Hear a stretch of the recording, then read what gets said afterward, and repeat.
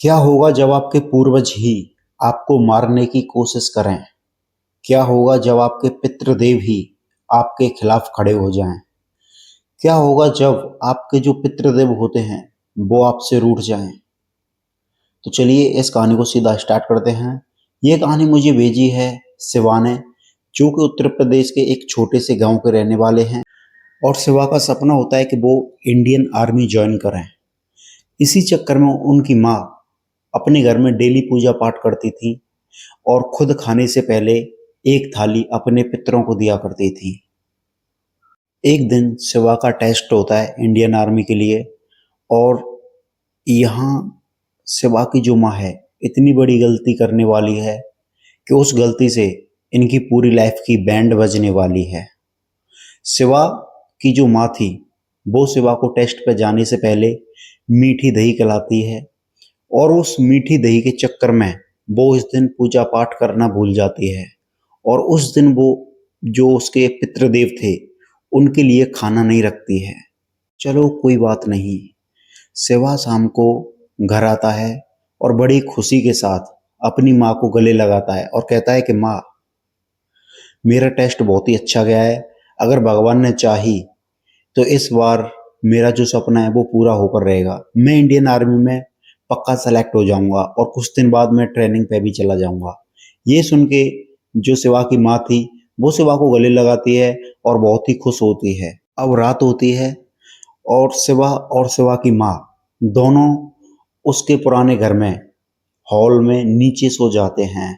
और रात को शिवा को सपने में उसके पितृदेव दिखाई देते हैं और उससे कहते हैं कि बेटा, आज तेरी माँ ने ना हमारे लिए खाना नहीं रखा है, तो ऐसा कर, कल सुबह तू अपनी माँ को बोल देना और हम लोगों के लिए खाना रखवा देना। हम लोग बहुत भूखे हैं। थोड़ा बहुत तो अगर दोस्तों आपको भी पता होगा, जो हमारे पितृदेव होते हैं ना, जो हमारे साथ कुछ भी गलत होने वाला होता है तो उन सारी चीज़ों से हमारी रक्षा हमारे पितृदेव ही करते हैं। अगर हम अपने पितृदेवों को थोड़ा सा भी न माने या थोड़ा सा भी उनकी पूजा पाठ में विलंब करें या उनके खाने में देरी करें तो वो हमसे रूठ जाते हैं, बिल्कुल एक बच्चे की तरह। लेकिन वो हर जगह पे हमें प्रोटेक्ट करते हैं। चलो अब कहानी में चलते हैं हम सीधा। सुबह होती है और शिवा को वो सपना याद था, लेकिन वो अपनी माँ को नहीं बताता है। शिवा कहता है कि सचिन भाई, मैं ना इन चीज़ों पर ज़्यादा बिलीव नहीं करता हूँ मैं लेकिन एक मिडिल क्लास फैमिली से, लेकिन मैं इन चीज़ों पर कभी भी बिलीव नहीं करता हूँ। मैं सिर्फ अपनी मेहनत पर बिलीव करता हूँ, सॉरी। और इन चीज़ों पर मुझे बिल्कुल भी बिलीव नहीं है, इसलिए मैं अपनी माँ को थोड़ा सा भी कुछ उस सपने के बारे में नहीं बताता हूँ। और यही शिवा की सबसे बड़ी गलती होने वाली है। अब आता है शिवा की लाइफ का सबसे बड़ा दिन। शिवा को इंडियन आर्मी से ज्वाइनिंग लेटर आता है। वो बहुत खुश होता है क्योंकि उसका बचपन का सपना आज पूरा होने वाला था। वो ट्रेनिंग के लिए जाता है और उसके घर पे उसकी माँ अकेली थी। रात को जब उसकी माँ सोती है तो उसकी माँ के सपने में फिर से पितृदेव आते हैं। पितृदेव शिवा की माँ से कहते हैं कि तू अब हमें खाना नहीं देती ना, अब तू हमारी पूजा पाठ भी नहीं करती, तुझे पता है हम कितने भूखे रहते हैं। अगर यही चीजें तू आगे कंटिन्यू करती है तो हम अपना हाथ तेरे सर से हटा लेंगे। फिर तू जाने और तेरा खुदा, हम इस घर से चले जाएंगे। ऐसा कर, हम बहुत भूखे हैं और कल से हमें पहले की तरह एक थाली में हमारे लिए खाना रखा कर। फिर सुबह होती है और शिवा की माँ मॉर्निंग में उठती है। उसको सपना याद था, लेकिन वो फिर भी अपने पितृदेवों के लिए खाना नहीं रखती है। अब उसको घमंड हो चला था कि उसके बेटे की तो नौकरी लग चुकी है, पूजा पाठ का क्या ही करना। लेकिन ये घमंड उसकी जान लेने वाला था। हाँ, शिवा की माँ की जान लेने वाला था उसका ये घमंड। उसको लगता था कि मेरा बेटा तो अब गवर्नमेंट जॉब में लग चुका है, अब मुझे पूजा पाठ की क्या ही जरूरत है। लेकिन अब बजने वाली है शिवा की माँ की बैंड।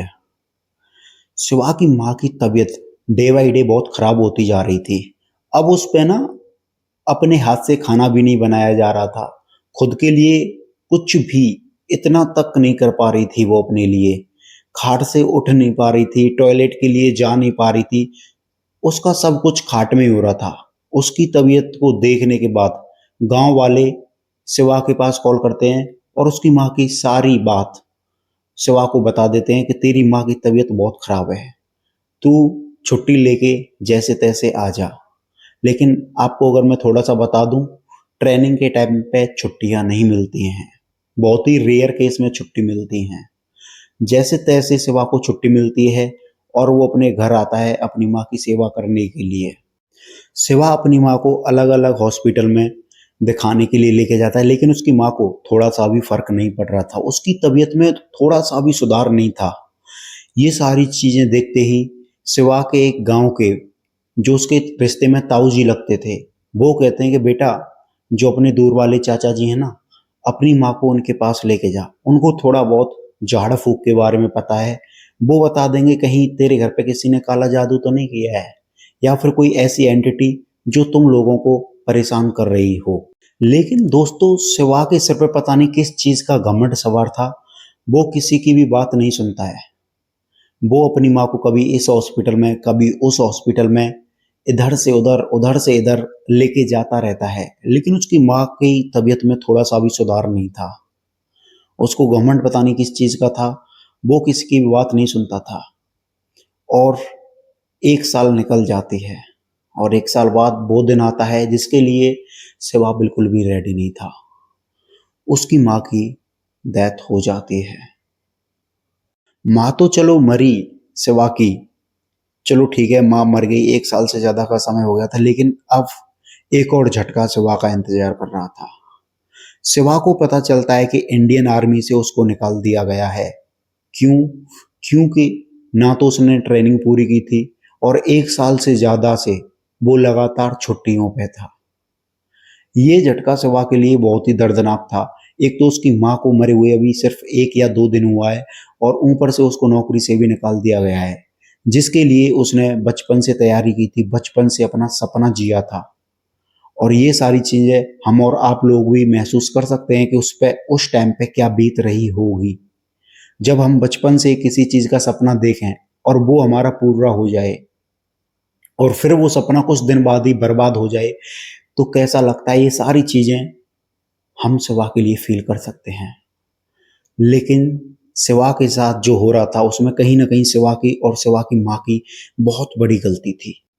अब शिवा को बिल्कुल ये अंदाजा नहीं हो रहा था कि उसको आगे करना क्या है। ये सारी चीजें उसके साथ हो ही रही थी।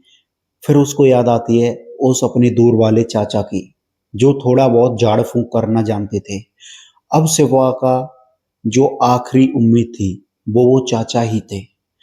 शिवा दूसरे दिन सुबह उस चाचा के पास जाता है और उनसे पूछता है कि चाचा, मेरी जिंदगी में ऐसा क्या चल रहा है कि मेरे साथ इतना कुछ गलत हो रहा है। पहले मेरी माँ जा चुकी है, अब मेरे हाथों से मेरी नौकरी छूट चुकी है। उसके जो चाचा जी थे वो थोड़ी देर ध्यान में बैठते हैं और जो वो शिवा को बताते हैं वो शिवा सुन के बहुत ही जोर से रोने लगता है। वो चाचा कहते हैं कि शिवा, जो तेरे साथ ये हो रहा है ना, उसके पीछे कहीं ना कहीं तू और तेरी माँ है। यार, पितृदेवों के साथ इतनी बड़ी गलती कोई नहीं करता जितनी गलती तूने और तेरी माँ ने की है। पहले तुमने पितृदेवों को अपने घर में बुलाया, उनको डेली खाना दिया, टाइम से उनकी पूजा पाठ की, टाइम से उनको खाना मिला, लेकिन जब तेरी जॉब लग गई उसके बाद तुम अपने पितृदेवों को भूल गए, भगवान को भूल गए। भगवान की पूजा पाठ भी तुम्हारे घर में नहीं होती थी। उस चीज को लेके तुम्हारे पितृदेव तुमसे रूठ चुके हैं और तुम्हारे घर को छोड़ के जा चुके हैं। और तुम्हारे पितृदेवों ने तुम्हें एक बार वो सपने में भी आए थे और सारी चीजें बताई थी कि हम कैसे भूखे रह रहे हैं। इसी चक्कर में तुम्हारे पितृदेव तुमसे नाराज थे और तुम्हारे घर को छोड़ के जा चुके हैं। और जो तुम्हारे साथ हो रहा है ना, उस सब का कारण तुम और तुम्हारी माँ है। ये सारी चीजें सुन के शिवा अंदर तक हिल जाता है और अपने आप को कोसने लगता है कि काश उस दिन जो मुझे सपना आया था मैं अपनी माँ को बता देता तो शायद मेरी माँ इस दुनिया से नहीं जाती। जॉब का क्या है, मैं प्राइवेट भी कर लूंगा, लेकिन मेरी माँ इस दुनिया से नहीं जाती। अब चाचा शिवा को बताते हैं कि कभी तेरी माँ ने तुझे नहीं बताया, जो तेरा घर था वो पहले शमशान घाट था। शमशान घाट के ऊपर तेरा घर बना हुआ है, लेकिन जब से पितृदेव तुमसे रूठ कर तुम्हारे घर को छोड़ के गए हैं ना, जो शमशान घाट की जो आत्मा थी, जो एंटिटी थी, वो तुम्हारे घर का विनाश का कारण बन चुकी हैं। वो अब तेरी माँ को लेके जा चुकी हैं, लेकिन आने वाले 1 साल में वो धीरे-धीरे तुझे भी अंदर से तोड़ देंगी और तुझे भी अपने साथ ले जाएँगी। वो शमशान की आत्माएँ इतनी ताकतवर हैं कि तू सोच भी नहीं सकता। 1 साल के अंदर तेरी भी मौत हो जाएगी। वो कोई छोटी-मोटी एंटिटी नहीं है। वो बहुत ही भयानक और बहुत ही डरावनी और बहुत ही शक्तिशाली एंटिटी हैं, जो कि अब तुझे भी नहीं छोड़ने वाली। और वो चाचा कहते हैं कि शिवा, शायद तेरी माँ ने तुझे कभी बताया नहीं होगा, लेकिन तेरे पितृदेवों को मैंने ही तेरे घर पे राजी किया था तेरी माँ के कहने पे। उस टाइम पे तेरा जन्म भी नहीं हुआ था और तेरे पिताजी भी जिंदे थे। ये सुन के शिवा चाचा जी से कहता है कि चाचा जी ऐसा करो, दोबारा मेरे पितृदेवों को मेरे घर पे सिद्ध कर दो, मैं डेली उनकी पूजा पाठ किया करूंगा। लेकिन शिवा के जो गांव के चाचा जी थे, वो कहते हैं कि शिवा अब ऐसा नहीं हो सकता है। वो रूठ के बहुत दूर जा चुके हैं और मैं कितना भी उनको बुलाने की कोशिश करूंगा ना, वो नहीं आएंगे, क्योंकि तुमने उनको बहुत दिन तक भूखा रखा था। वो तुमसे बहुत ही नाराज हैं। इस चीज का सॉल्यूशन सिर्फ एक हो सकता है। अगर तुझे तेरी जान प्यारी है तो तू उस घर को बेच दे और कहीं दूसरी जगह घर ले ले, और कोई सॉल्यूशन नहीं है। और तुझे लगे कि मैं उन आत्माओं से लड़ सकता हूं, तो इतनी शक्ति और इतना सामर्थ्य मुझ में भी नहीं है कि मैं उन शमशान की आत्माओं से लड़ सकूं। तुझे अगर बेटा अपनी जान प्यारी है तो उस घर को छोड़ दे, और मेरे पास दूसरा कोई ऑप्शन नहीं है तेरे लिए। और वो शमशान की जो आत्माएं हैं वो इतनी ताकतवर हैं कि शायद ही कोई तांत्रिक होगा जो उनसे लड़ सकता होगा। वो तो तेरे पितृदेव थे जो उनको इतने साल तक रोक ही रखा। अब वो जा चुके हैं तो वो आत्मा अपने पूरे फॉर्म में आ चुकी हैं, उनकी शक्तियां उनको मिल चुकी हैं। अब वो तुझे भी नहीं छोड़ेंगी, इसलिए ऐसा कर, अपनी जान बचा और दूसरी जगह घर ले ले और वहां पे रहे। शिवा कहते हैं कि सचिन भाई, आज भी मैं इतना स्ट्रगल कर रहा हूँ कि कोई सोच भी नहीं सकता। मैं एक प्राइवेट स्कूल में एक प्राइवेट टीचर हूँ। मेरी सैलरी सिर्फ 4 या 5 हज़ार रुपए है। मेरे घर पे डेली सब्जी भी नहीं बनती है, मैं चटनी घिस घिस के खाता हूँ। तो अपनी वीडियो के थ्रू ऑडियंस को ये बता देना कि हमेशा अपने पितृदेवों का नाम डेली लेते रहें। पितृदेवों को कभी रूठने पे मजबूर ना करें। ये सारी चीजें जो मेरे साथ हुई हैं वो किसी के और के भी साथ ना हो, इसलिए अपनी जनता को एक बार ये कहानी सुना देना, और बस इतना ही है।